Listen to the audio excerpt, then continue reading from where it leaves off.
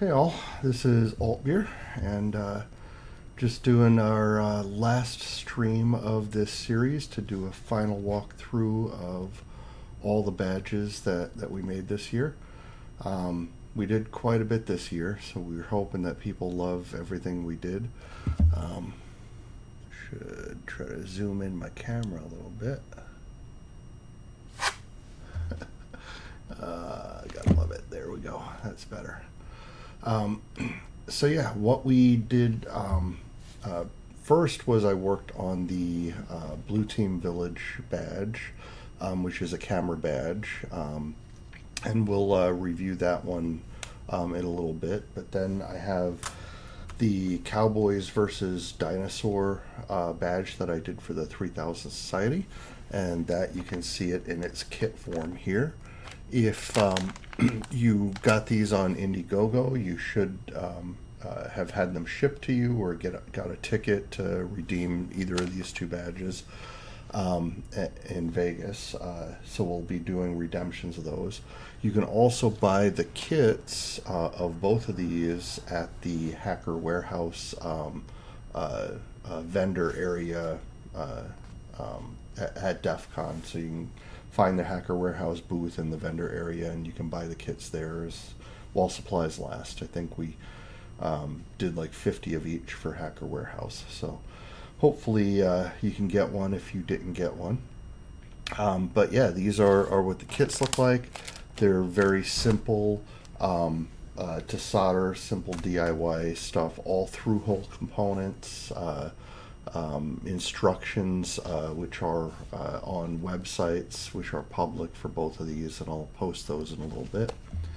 We're also going to do a code walkthrough. I already did a code walkthrough previously of the Cowboys versus Dinosaurs, so we'll do a code walkthrough of the Godzilla versus badge in this stream. So yeah, I guess the only other thing that I'm missing here is the Godzilla versus badge comes with 4 SAOs, 4 add-ons, but we did another add-on for Hello Kitty, and I'm going to show that off. So I guess we'll start with that. We did Hello Kitty in 2 different colors. We did it with a black background and with a white background. And I'm going to show it off on the Godzilla badge since it has 2 SAO connectors. And so yeah, you can see there is Hello Kitty with the white background, and there's Hello Kitty with the black background. I think they both turned out awesome, and let's see what they look like. Yeah, because I did them with pink LEDs. And let me turn these lights off so that we can see it glow. So yeah, I think the pink LEDs showed up really nice behind Hello Kitty. It turned out a really nice build.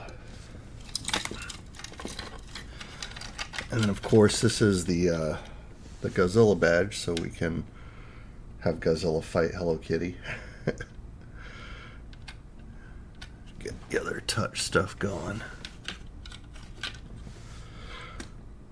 Alright, back to lights. So yeah, that is the Hello Kitty SAO. I think that one turned out great, and that one we sold on Indiegogo, and we're going to be giving a bunch of those away for free at the con. So if you're at Defcon, you have a chance of getting one of these Hello Kitties for free. So yeah, just find us on Twitter. And I'll just show you kind of more about the Godzilla badge. It is a triple-decker badge. Let me turn it off while I'm showing that. So yeah, it's a triple-decker, 3 PCBs. So these are 10mm standoffs. So with the PCBs, it's about 24mm thick. Yeah, it's a big boy, but it is Godzilla, so you would expect no less, right?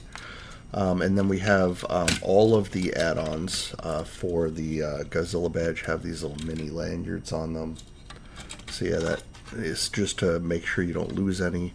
We do have places to store them on the back. Those are not powered, but it is a place to store add-ons. So that is Godzilla. And then, in case you forgot, since it's been a while since we showed off the Cowboys versus Dinosaurs, turn that one on. And just like the Godzilla, that one is capacitive touch as well, where you can do the different text areas, do different things on the badge, and play different games. Yeah, and so both of these badges, the Godzilla and the Cowboys versus Dinosaurs, have a completely flat back. That way, it's not going to catch on your shirt or anything. I thought that was a really important thing to do this year. Yeah, so there's our Cowboys versus Dinosaur badge.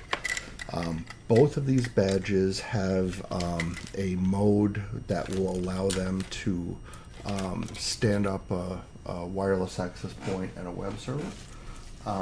And that is for different reasons. One is a game, which is like a text adventure game on the Cowboys versus Dinosaurs.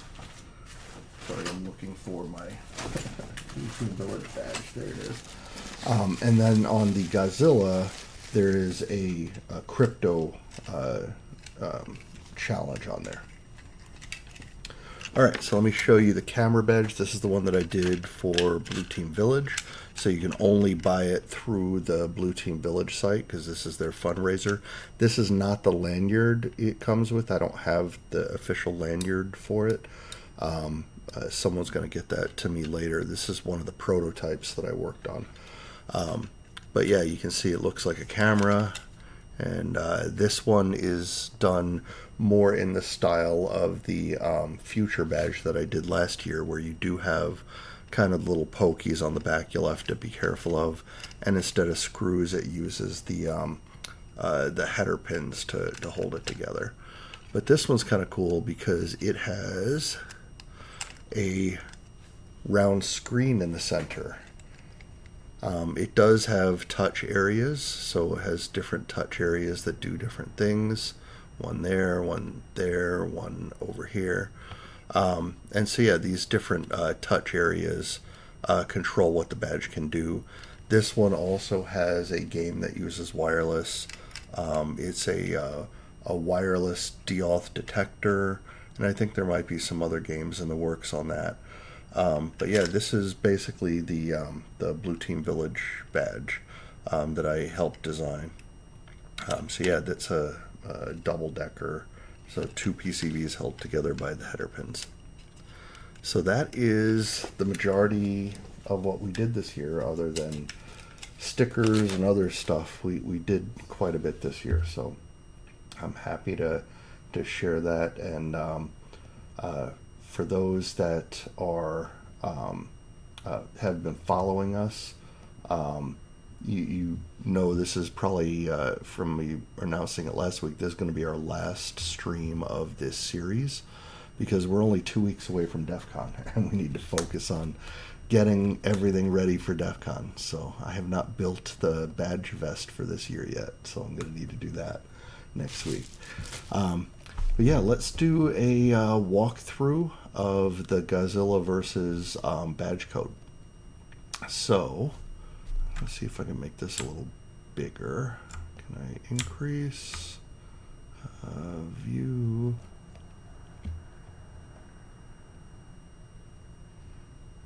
I can't find here. Zoom in. There we go. That's a little bigger. All right. So this is using Arduino code. It's basically like C code with some simplification and some wrappers. But one of the things that we did do in straight C is the library that it calls for the CTF. And that is a compiled binary that we put together that is here.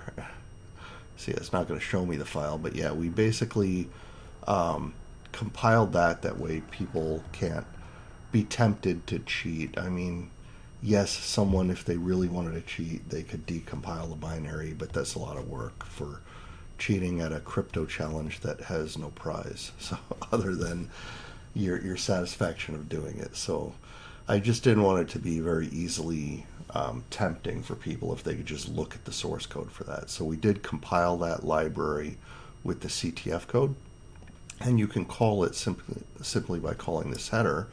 But by doing it this way, we're hiding this one little piece, but still allowing everyone else to modify the main badge code however they want, and then just push the changes to the badge, and it'll pull in that library so you still have the games. So this was our way of keeping it accessible without compiling the whole thing, keeping it mostly open source for this, and we will release the source for the library later the way we did the Future Badge last year. So let's get down to it. I'll step through a lot of this boilerplate stuff pretty quickly. We're defining some pins for like the neopixels, and I have a lot of comments about what pixel is used on what area of the badge. We're defining pins for the LEDs that are like the 2-pin, one color LEDs. Then we have our built-in LED. We're defining the pins for our touch areas. We're also defining some pins for analog inputs. This is for the SAO connectors that have different voltage that are going to be sent per SAO, so that you can tell which monster is plugged in on which port. So who is Godzilla fighting? We have some Adafruit NeoPixels setup code here, so that it just defines how many pixels there are and the frequency they run at, etc. This mode right now, it just has two modes, the default and a battle mode, or we'll probably have more that we add in later that people can flash their badge with, but this is the code that the badge will come with. So all right, then we have this the NeoPixel big color. This is just a way of defining the colors. So when you send the color to the NeoPixel using the Adafruit library, you can send it in two different ways. You can send it as comma-separated values of red, green, blue, and optionally white. Or you can combine the white, red, green, and blue together into a big 32-bit single value. Now, why would I need to do this? It makes math easier if I'm doing randomizations of colors for like color wheels and things like that. So that's why I started doing this. And all this is doing is priming these variables, getting them ready to use later. Then I have another one that I set for a bit vector. If I want to just set it to red, green, and blue, I can use a bit vector value to determine what I want it to be. This is our pulse width modulation properties for the LEDs that we're going to be pulsing on and off to make them look like analog LEDs when they're on digital pins. So this is just setting up those channels. This is basically the channel assignment it's going to use, the resolution and frequency. We have some wireless stuff. We have a bunch of touch stuff where I set up an initial value which will be updated by what it actually reads, a threshold to determine when it's touched or not, some iteration counters and flags, and some loop counters and flags. The delay through this whole iteration that it runs through, and then the debug level, which you can turn it down if you don't want your serial output junked up by all that stuff. Let's see. Here is the setup once stuff. This runs one time, and it just does a bunch of simple setup on like the PWM pins, attaching them and whatnot. The NeoPixels, setting their brightness level, random seeds to give us some randomness for when we're trying to do random colors. And here's our main loop. So the first thing we do in the main loop is we're going to read our touch value. So we're going to say the touch value is a touch read of that pin, right? Now, I'm going to try to dynamically adjust the threshold up to account for any kind of assembly conditions or other things that may make it too low. So basically, what you want is when you touch the pad, the value is going to drop. It's going to go lower. And so if your touch value is the actual threshold value is too low, it might register a touch too easily, right? And so that's kind of the give and take of builds. Every build is a little bit different as far as the solder wasn't quite the same between this one and that one, so the touch values are a little bit different. And so this tries to dynamically account for that. And so basically what I do is just some math where I'm saying if the touch value divided by the touch threshold is greater than 2, then I'm going to take the touch threshold and I'm going to make it itself times 1.8. So I'm adjusting the threshold up because touch values are higher than they should be. And I do the same thing with all 4 of the touch areas. So this is the first thing that happens in the main loop, and because it is in the main loop, that means every time this loop runs, it's going to be adjusting these values. Now, I do want to be able to adjust them down as well, but that seemed not to be as important as adjusting them up, because if you don't adjust them up based on some builds, it could just register a touch constantly on one of the pins. And that is not good because we have some code in here that looks for a long touch where it's been touched for a long time to launch into another mode. So I don't want it to do that if it's not really being touched, if it's just the value is needs adjusted. All right. Now within the main loop, we have an iteration loop, which is 0 to 254. And then I set my position within this iteration loop that I'll use that position value later. And I basically spit out the iteration and the position numbers at the top of the loop on serial if you're using that debug level. Now, you might say, well, iteration and position are basically the same. Well, what I'm going to do is I'm going to change the position value. It starts the same, but I will change it later, and we'll see that. All right, so once again, we read our touch values, just that way we get a recent pull on it. And remember, this is within the iteration loop. So even though we did it once here, that's only going to happen once per main loop. This iteration loop, it's going to run 254 times before it's done. That means I'm reading these values 254 times every main loop. And then what I do is I look for if any of these were touched. Was pin 1 touched? And if it was, what do I do? Do I do stuff just once per this whole iteration, 254 things? Or do I do stuff every single time?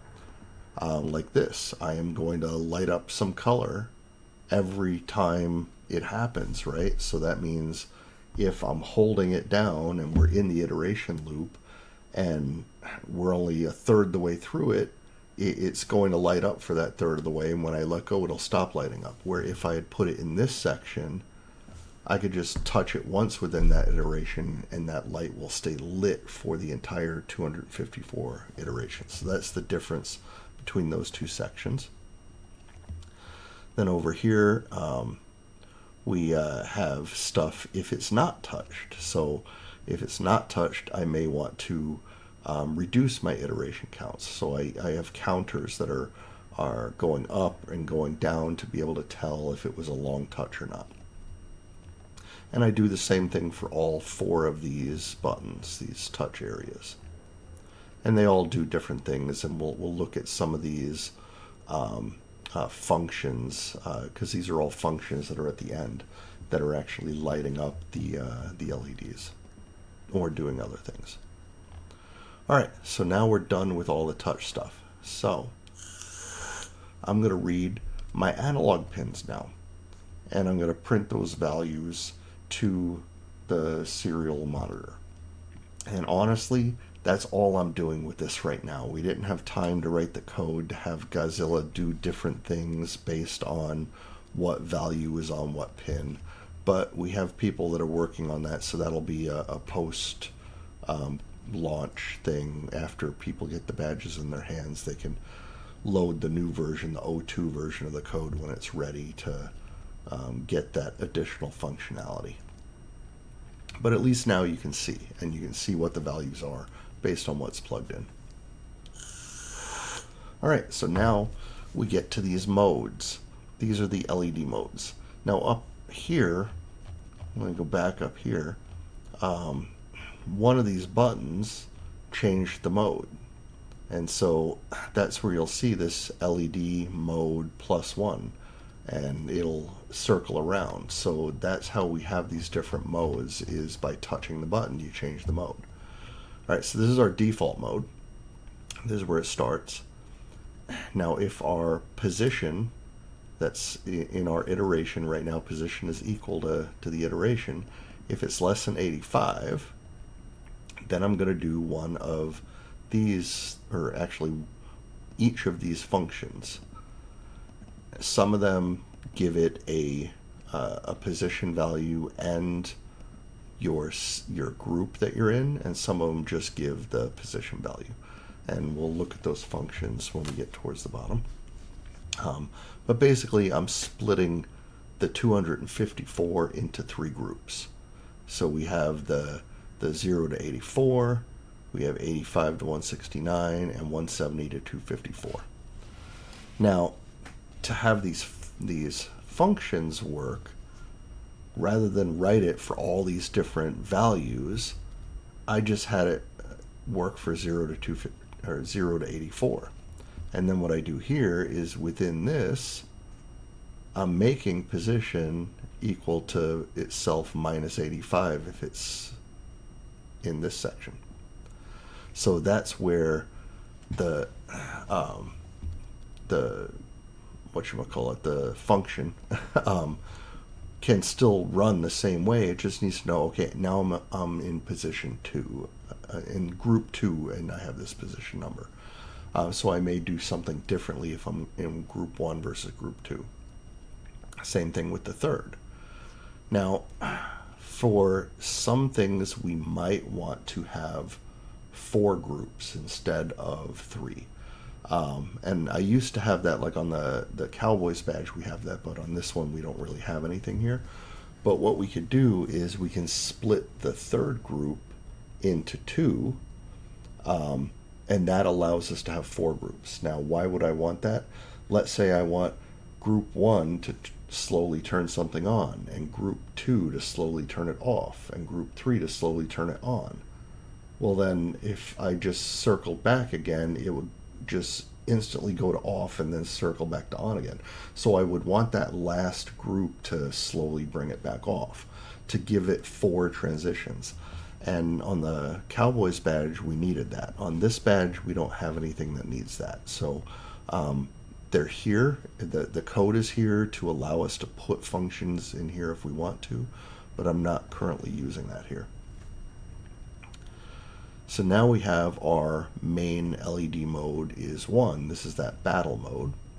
So this is, if it's not the default, it's this one. Once again, it splits up into the groups, right? And it has different functions that it's calling here. All right, and then we're going to print some of the color information to serial for debugging and the mode number for debugging. Neo Show is just what you do to actually show the values that you set on the NeoPixels, because they're not set right away the way the PWM or LED lights are. Then we have our delay time, so we're going to pause for that many milliseconds before we jump back to the rest of the iteration loop. Now when this iteration loop is done, it's run this 254 times, we're still in the main loop. And at this point, we're going to look for our counters. Because what we want to do is say, was something pushed, was a button pushed during this iteration time? And was it held down during this iteration time? So if you remember looking at the touch code, we did steps up of the iteration counter and then steps down once you took your finger off of it. So you would have to be holding it for a while for it to actually see that this iteration counter is greater than 1. And if it is, when it gets to this point, then I'm going to increment my loop counter, and then I'll set my iteration counter to 0 for the next time it runs through. Now, loop counters have a threshold as well that we set up top, and I think the threshold is like 3. So if it goes through 3 of these iteration loops while you're holding it, which is somewhere between 20 and 25 seconds, which doesn't sound like a lot, but it can feel like a lot when you're holding it, that is what triggers our long press code to determine, did I press a button for a long time to activate a different mode of operating. And then we have some touch flags that we use that we're just resetting to 0. And now we get to those long presses. So the first one here is our battery charge no LED mode, right? So this is on the touch area 1, which I believe this is the Monarch logo. Yeah, I put it in the comments there. So if that loop counter is greater than the loop threshold, so I've held that Monarch for like 20 to 30 seconds, then it's going to jump into this alternate code, meaning I'm still in the main line, but it's in this loop here, and it's not going to break out of this loop until I do something else. So I've completely bypassed that iteration code that was above it. So what am I doing? Well, I'm going to turn off all the LEDs. I'm going to reset my loop counter for touch 1, and then I'm going to run this alternate code loop, which is the battery charge no LED, right? And that no LED code basically just turns off all the LEDs on the badge. That way it's not bright when you're trying to charge the battery, because it does have to be turned on for it to charge the battery. Like when you plug it into USB power, if you flip the switch to off, it's not going to charge the battery, because that switch that's on both of the badges is a hard cutoff of the battery wire. So you're disconnecting the battery when you turn that thing off. So in order to have it turn the lights off but still keep the badge on so the dev board can charge the battery, we added this no LED mode for battery charging. Now, this we'll get into that function in just a minute. This basically is going to be checking randomly for us to do another long touch on touch 1, and if it does, it's going to break out of here, and then it will exit this mode and continue on with the rest of the main line. And so now in the mainline code we have our Godzilla CTF mode. So same kind of thing, only this is using button 4, and this one does some additional stuff, like it wakes up the wireless modem because I'm going to use it. It sets the eyes to red, that way we know we're in the CTF mode. It'll print a Wi-Fi status, and then it will jump in here. Now, just like the battery charge mode, this function is going to be looking for a long touch on touch 4 to break out of this. So if it does, it'll shut down the CTF, it'll break out of this mode and put you back in the main line. Right here, this is the end of the main line. So that's basically the end of the code. And after this is where we put all the functions. So the functions we have broken out into different groups.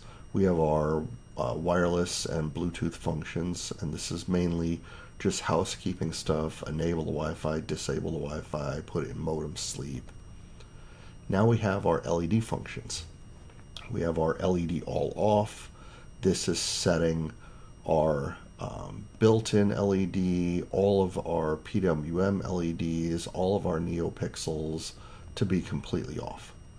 We have the opposite of that, where we turn it on for the PWM pins. We have a function that sets a random color.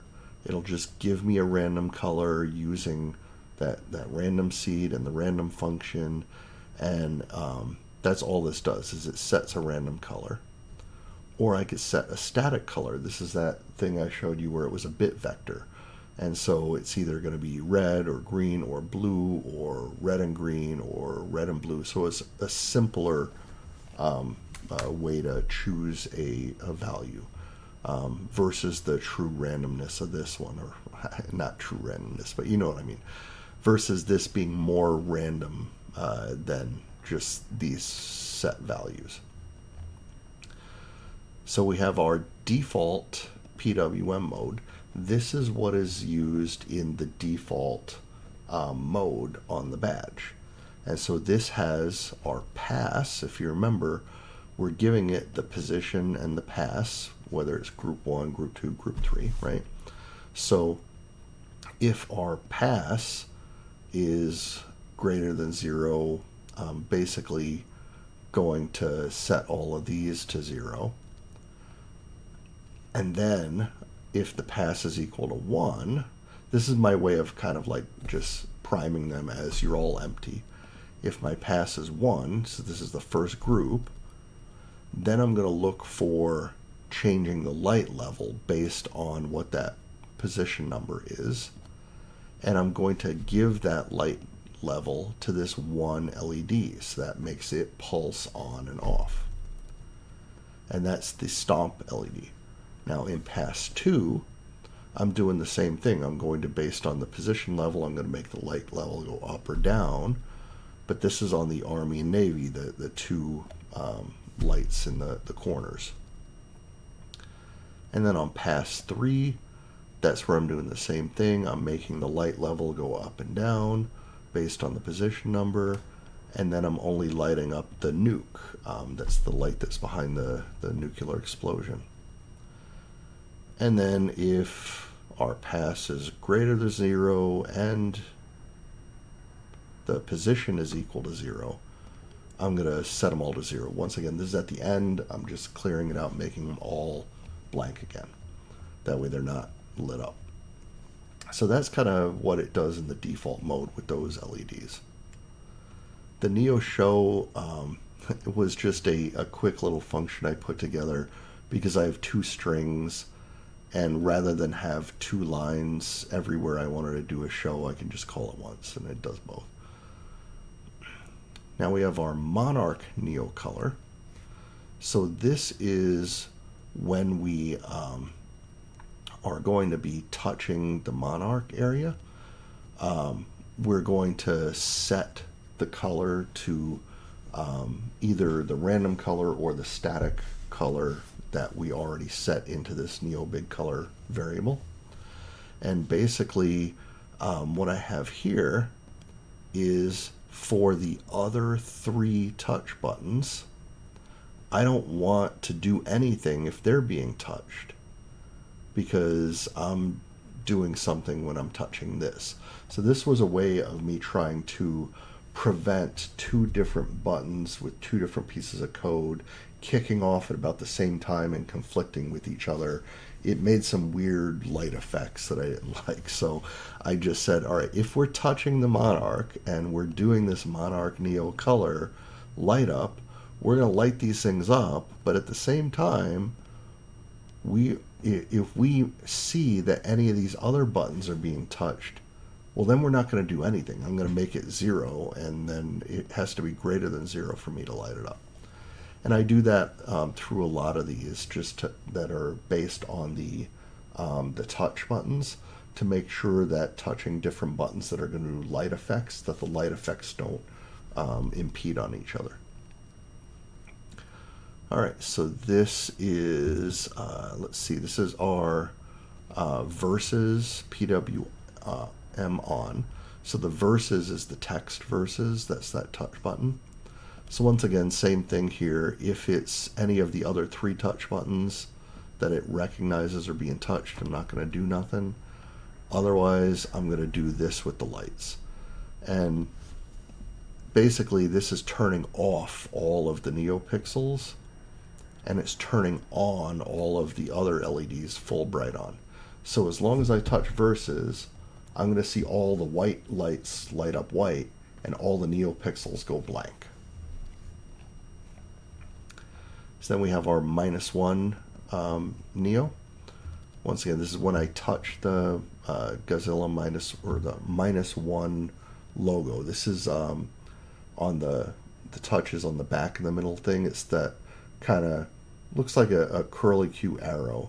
It's the Godzilla -1 logo. If I touch that one, then what it's going to do is light up all of the NeoPixels, and it's going to turn off all of the regular LEDs. So we have our Godzilla Blast. So this is part of that battle mode where Godzilla is going to actually blast an attack, right?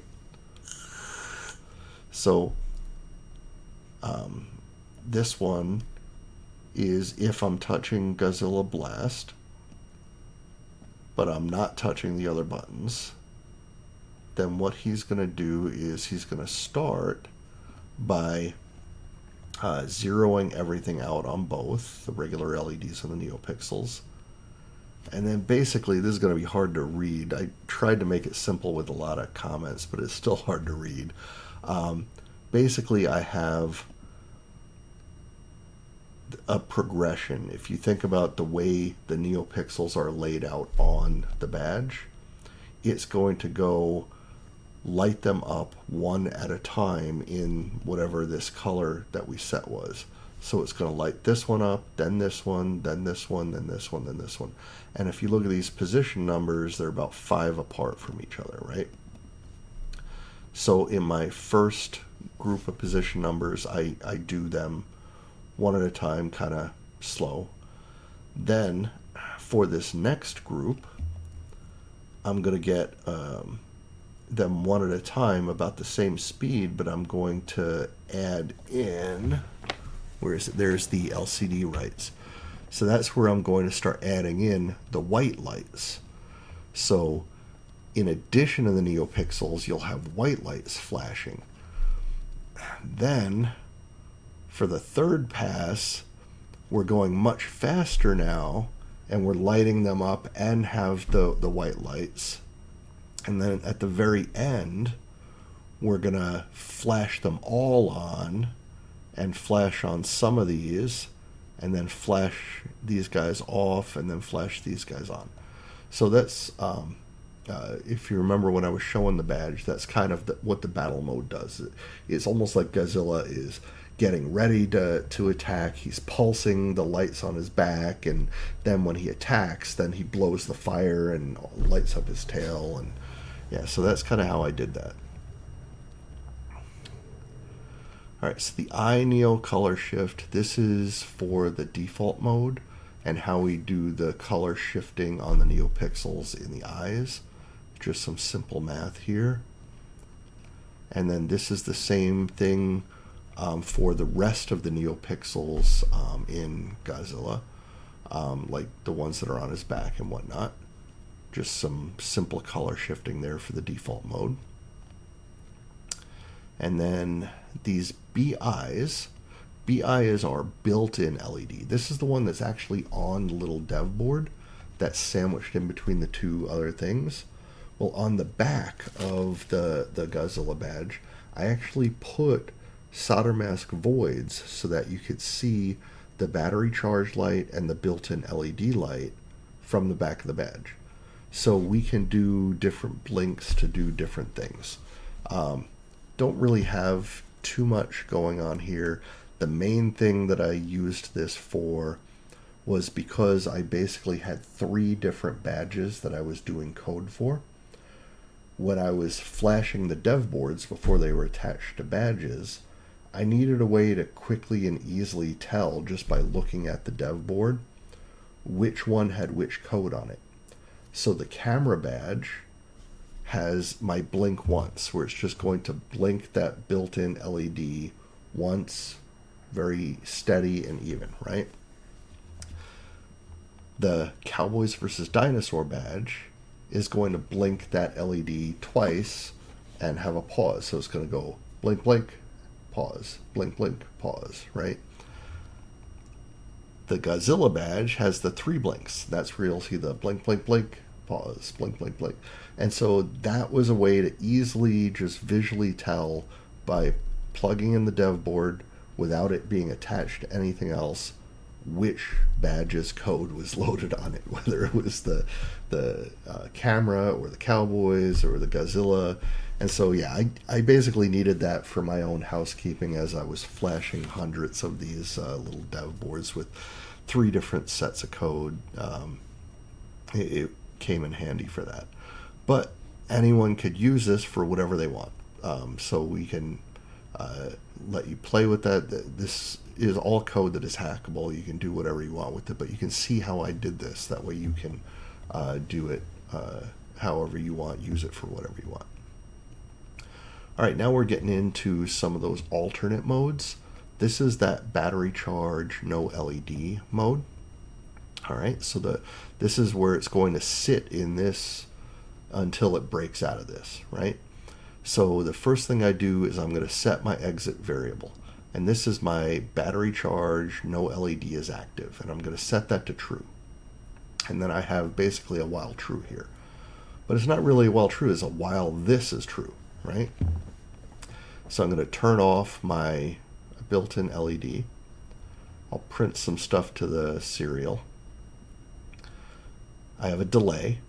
Then I turn on the built-in LED because that's one of the only things I have on the battery charge mode. The built-in LED does flash very slowly. So it's not annoying. It's not an annoying flash. But the reason I want to have it flash something is the battery charge light will stay on when the battery is being charged. When the battery is done charging, that light will go off.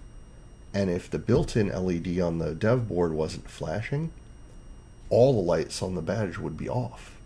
And so you wouldn't be able to easily tell the badge was even powered on. And you wouldn't want to have it unplugged and sitting in your bag draining the battery power because it's actually turned on, right? So I wanted a way to have it give some visual cue that, yes, I'm still turned on, dumbass, you need to exit this mode or power me off. And so that was my way of doing that, using that, the dev board built-in LED. So now here's my read the touch value off that pin, pin 1 for this one. And I'll increment the loop counter if I detect a touch. Otherwise, I'm going to set the loop counter to 0 again. Now, if my loop counter is greater than the threshold, look at this. There's my exit. I'm going to set that to false.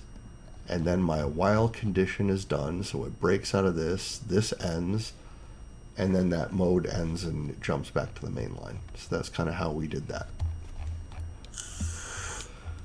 Now you notice that we had another mode, the CTF, that did something similar, but I can't show you that because that's compiled. That's in that library.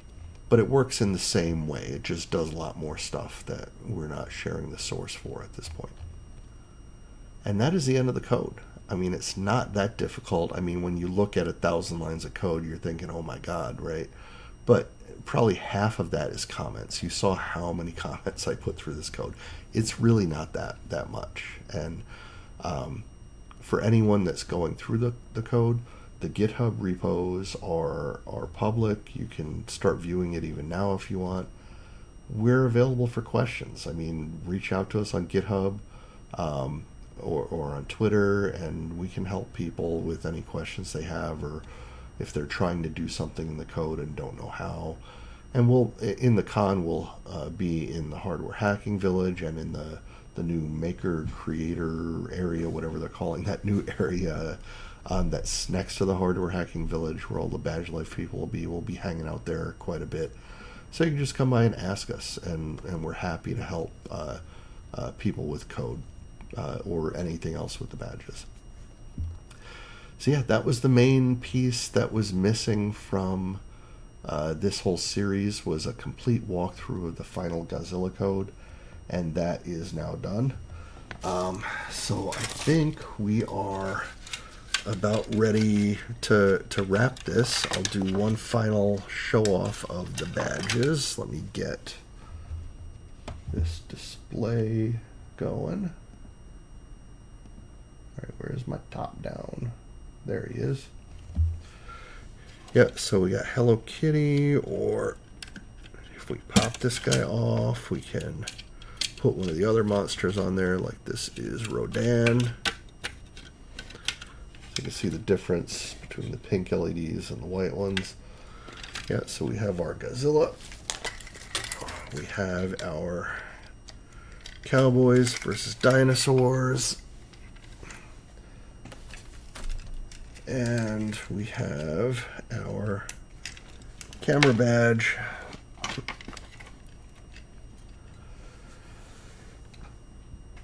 So, and this is what we're bringing with us to Defcon, what we've already sent to some people, what they'll be selling at the Blue Team Village for this one, and at Hacker Warehouse for this one, for these two. So if you want one of these badges, you know where to get them. We do have quite a few we're going to be giving away for free. As always, as I've done for the past few Defcons, at least 25% of all the badges that we make get given out for free at Defcon. I think last year it was like 35%. The year before it's been over 30%. So I say at least 25%. Because we try to make our money backs, and then after that we're able to give them away. So hopefully we can do more than 25% this year like we've done in years past. But look for us on all the social medias, and you'll see us posting badge drops to give away free badges. So if you cannot afford to buy one at Hacker Warehouse, or you couldn't afford it on Indiegogo, you might still get one if you just look for us at Defcon, because we want to get these badges into people's hands, and that way everyone can enjoy these, and we can pull you into our badge life addiction. Well, I think that is it. Thank you, everyone, for watching us tonight, and for those of you that have watched us over the past few months as we've been doing these weekly streams.